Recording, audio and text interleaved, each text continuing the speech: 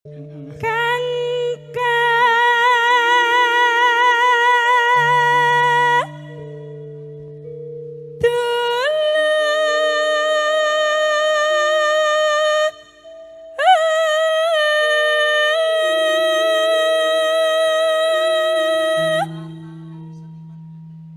kalem-kalem ya Mas didem suasananipun. Ainjing Mbak Yu.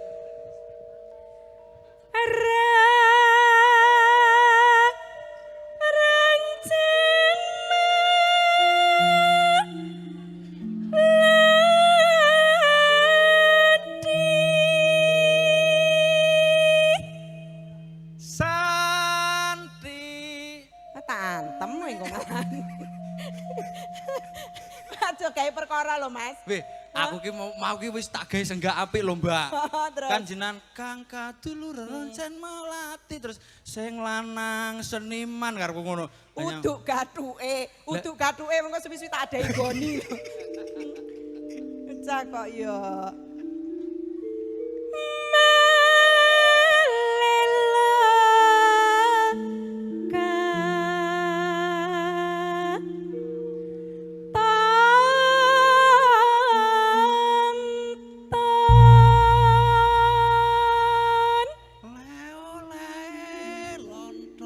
Ngene iki lho Mas. Nggih, piye Cak? Senadyan to sore-sore. Heeh. Menika nguran-ngurani bapak sing brengose rada ketel ngene iki lak ya oleh ta ya. Oleh, ketel oleh ning ombo sisih. Nyuwun sewu menika kalian bapak sinten? Dereng nami gadah nami kula. Kok kebangetan men to ya. Jenenge brengos wis tukul ketele kaya ngono kok ya urung diwehi jeneng kok ya lek kebangetan. Aku curiga. Kok ya rae maneman karo brengose. Aku bayangne tok curiga. wis keri Mas. Aku curiga. Curiga ngopo? Sanuke iki mbiyen rong nyang Pak Dedi. Lho, pun ngene Pak Dedi napa dereng? Lek dereng sakniki mawon daftar. Tapi gawe senso. Urun. Ora senso. Bonus gotri. Ya ampun. Lah ya iso makting to, Mas. Aduh loro kaya horeg pokoke. Menika kalian Bapak sinten iki? Pak Basir. Alah. Lah iki Pemaine Mak Lampir. pemain. Kae sing koncone sapa? Anu, Selamat Gondo. Kok ngawur. Sembara. Udu. Sapa? Kalah kondang. Kalah gondang. Iya, kalah kondang. Untune ompong gitu. Pak Basir, Basir. menika kula uran-urani nggih. Lah brengase lah. Iya. Salah tingkah. Nggih ngene iki tenan kok bejane sing duwe bojo. Mas. Degane kambel ijo. Bejane sing menek. Sing duwe bojo. Sing menek ya Pak Basir. Heeh. Aku lho mbayangne tok kok iso ser. Lah iya to. Aduh. Jam pira ya Tekan biasanya? ndi iki mau Mas Yuda? Lontong. Rina wengi among dadi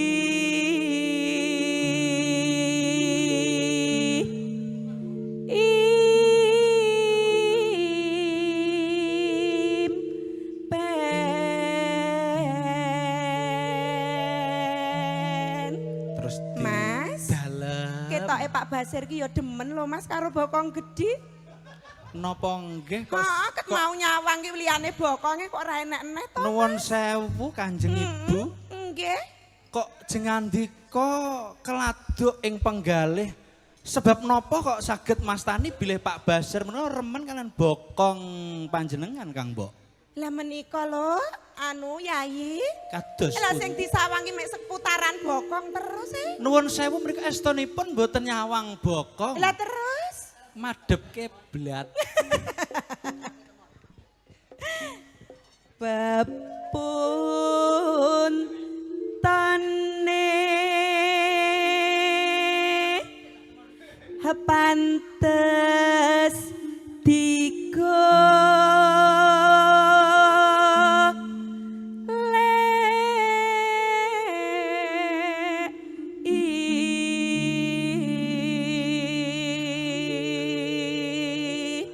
Sekecaaken anggonipun lelenggahan nggih Pak Basir nggih. Nuwun sewu Kakang Mbok.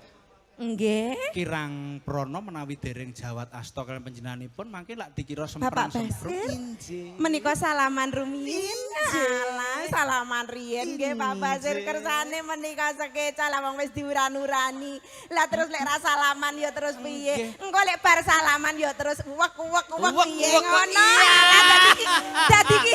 Dadi ki kan pantes ngono to ya lah ya ngono to. Nuwun sewu adat ketimuran sopan santun solabo kedatipun jagi Kakang Mbok. Dadi lek sampun salaman menika terus mari ngono bablas Pak Basir ngerogo sak mawek. Kene kan yo pantes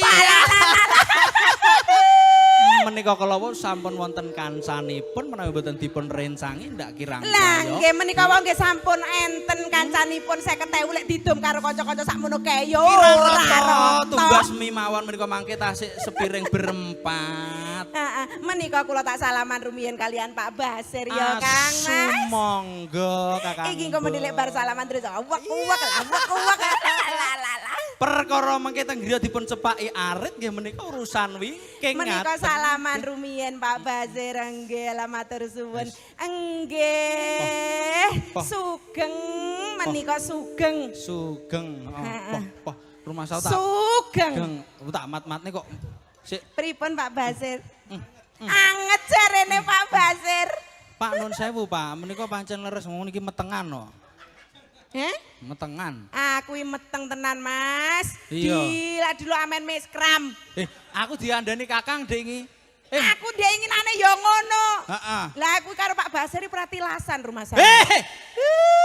Aku mbiyen karo Pak Basir 5 tahun Mas. Berarti bar tanggapan sing kok rabine Mas Aku karo Dedi Pak Basir 5 tahun mbiyen tahun duwe anak telu irane ndase. Alah rumangsa jabang bayi amit-amit.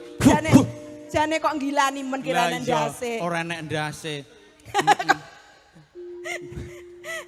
Tekan ndi ki Mama Juda? Heeh. Ayo.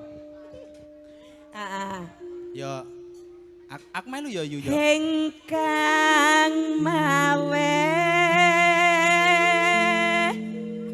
wuyo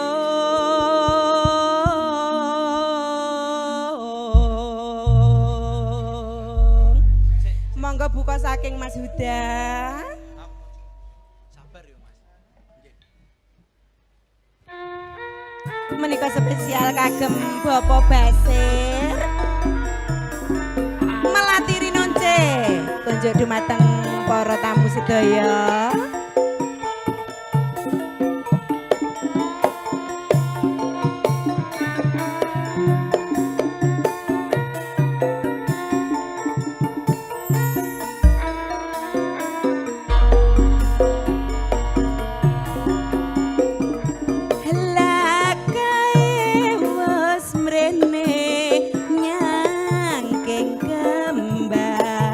Melati rinonce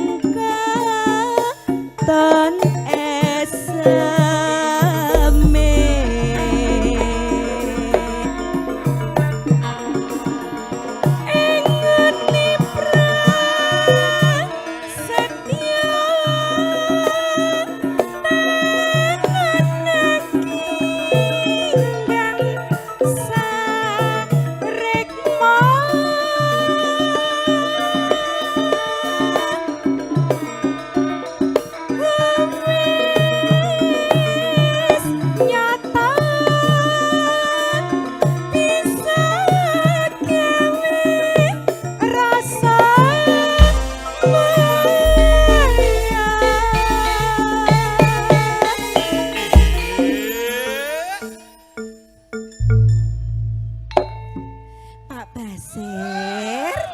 Menika lak nggih sekeca nggih, kalem-kalem menika remen nggih. Masuk jarane Pak Basir. Mosak masuk tok ora sida ngrogok ya ora masuk. Oh. Mas, Dalam. aja ngono kuwi sik persiapan. Ora, aku ki ngomongi mburi kalau ngomongi Pak Wahyu. Aja ngono kuwi lho, Mas. Ora Pak Basir aku ki. Aja mbahas ngono kuwi, aku isin ngono kuwi isin tenan, Mas. Piye, Isin piye, aku piye? lek mbahas ngono kuwi Piye, aku piye? tenan isin aja mbahas ngono kuwi lho, Mas, Piye? tenan. Di Ngene iki sepurane engko lek lah, mari Mbak. ngono Pak Sepurane. Basir terus isin terus marah Sepurane mengrokok lho, terus Mbak. piye? Aku kan yo gak penak. Sepurane lho Mbak aku ora penak. Lek Pak Basir rogo-rogo aku ora penak lho. Lah terus? Lek ngantek elu ngono oke. Kok yo ngono ayo. Ya piye mumpung wulan besar lho, Mbak. Iki pasangonku mawarku kang kudu sumandhi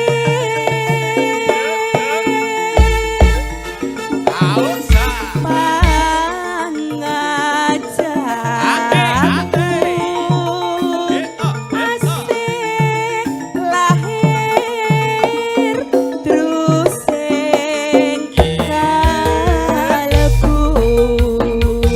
Jogeti, Mbak.